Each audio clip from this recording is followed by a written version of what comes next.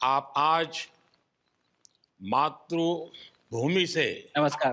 भारत भूमि से सबसे दूर है, लेकिन भारतवासियों के दिलों के सबसे करीब है।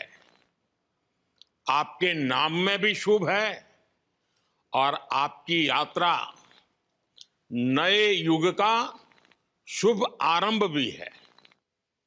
इस समय बात हम दोनों कर रहे हैं, लेकिन मेरे साथ 140 करोड़ भारतवासियों की भावनाएं भी हैं।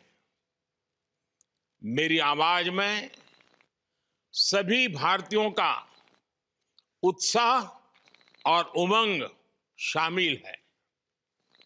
अंतरिक्ष में भारत का परचम लहराने के लिए मैं आपको हार्दिक बधाई और शुभकामनाएं देता हूं।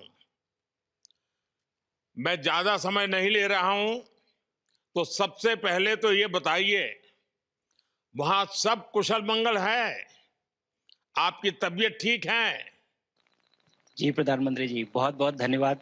अ, आपकी विशेज़ का और 140 करोड़ मेरे देशवासियों की विशेज़ का। मैं यहाँ बिल्कुल ठीक हूँ, सुरक्षित हूँ। आप सबके आशीर्वाद और प्यार की वजह से बहुत अच्छा लग रहा है। बहुत नया एक्सपीरियंस है ये और कहीं न कहीं बहुत सारी चीज़ें ऐसी हो रही हैं जो दर्शाती हैं कि मैं और मेरे जैसे बहुत सारे लोग हमारे देश में और हमारा भारत किस दिशा में जा रहा है। अ, ये जो मेरी यात्रा है, ये पृथ्वी से ऑर्बिट की 400 किलोमीटर तक की जो छोटी-सी यात्रा है, ये सिर्फ़ मेरी नहीं है। मुझे लगता है कहीं न कहीं हमारे देश की भी यात्रा है बिकॉज़ जब मैं छोटा था, मैं कभी सोच नहीं पाया कि मैं एस्ट्रोनॉट बन सकता हूँ। लेकिन मुझे लगता है आपके नेतृत्व में आज का भारत ये मौका देता है और उन सपनों को साकार करने का भी मौका देता है। तो ये बहुत बड़ी उपलब्धि है मेरे लिए और मैं बहुत गर्व फ़ील कर रहा हूँ कि मैं यहाँ पे अपने देश का प्रतिनिधित्व कर पा रहा हूँ। धन्यवाद प्रधानमंत्री। शुभ। आप दूर अंतरिक्ष में है, जहां ग्रेविटी ना के बराबर है, पर हर भारतीय देख रहा है कि आप कितने डाउन टू अर्थ है। आप जो गाजर का हलवा ले गए हैं, क्या उससे अपने साथियों को खिलाया?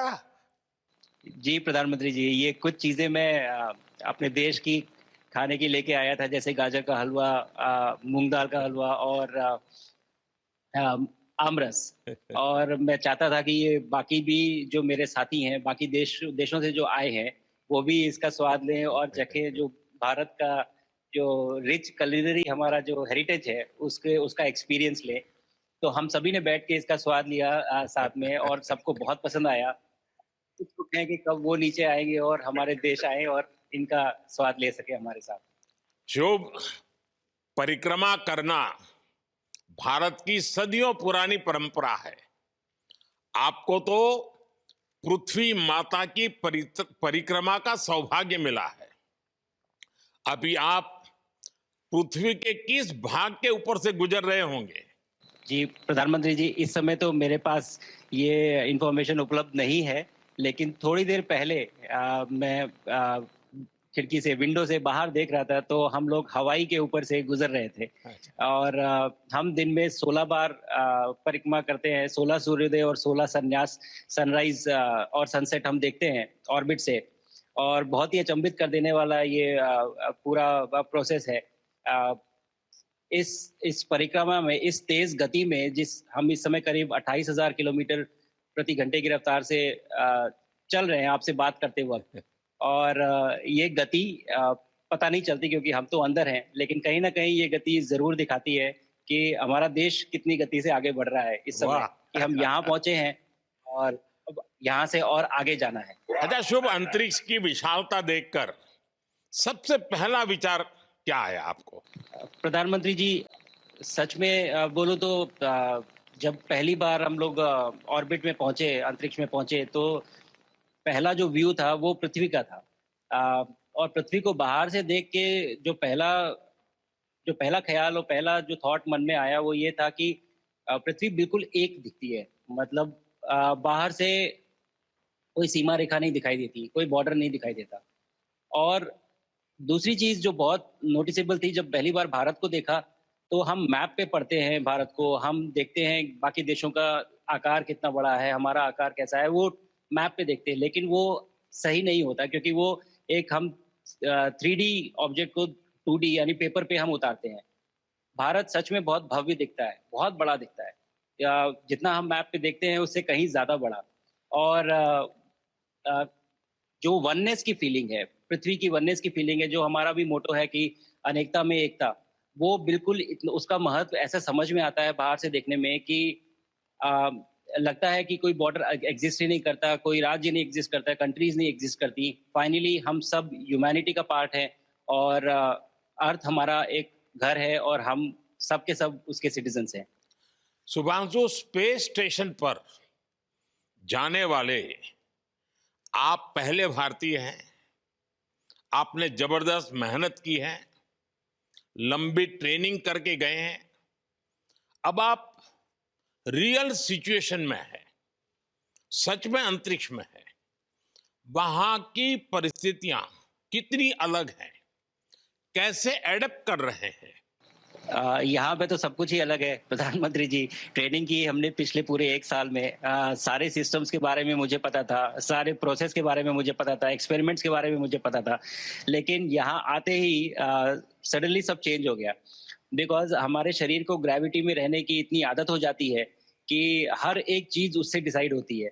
पर यहाँ आने के बाद चूँकि ग्रेविटी माइक्रो ग्रेविटी है, एब्सेंट है, तो छोटी-छोटी चीज़ें भी बहुत मुश्किल हो जाती हैं। अभी आपसे बात करते वक़्त मैंने अपने पैरों को बाँध रखा है, नहीं तो मैं ऊपर चला जाऊँगा। और माइक पे भी जैसे छोटी-छोटी चीज़ें हैं, अगर इसको छोड़ भी दूँ, तो भी ये ऐसे फ्लोट करता रहता है। अ, पानी पीना, पैदल चलना, सोना। सोना बहुत बड़ा चैलेंज है। आप छत पे सो सकते हैं, आप दीवारों पे सो सकते हैं, आप ज़मीन पे सो सकते हैं। तो पता सब कुछ होता है प्रधानमंत्री जी, ट्रेनिंग अच्छी है, लेकिन वातावरण चेंज होता है तो थोड़ा-सा यूज़्ड टू होने में 1-2 दिन लगते हैं, बट फिर ठीक हो शुभ, जाता है, फिर भारत नॉर्मल की हो जाता है। ताकत साइंस और स्पिरिचुअलिटी दोनों है। आप अंतरिक्ष यात्रा पर हैं, लेकिन भारत की यात्रा भी चल रही होगी। भीतर में भारत दौड़ता होगा। क्या उस माहौल में मेडिटेशन और माइंडफुलनेस का लाभ भी मिलता है क्या? अ, जी प्रधानमंत्री जी, मैं बिल्कुल सहमत हूँ। मैं कहीं न कहीं ये मानता हूँ कि भारत ऑलरेडी दौड़ रहा है, और ये मिशन तो केवल एक पहली सीढ़ी है उस एक बड़ी दौड़ का।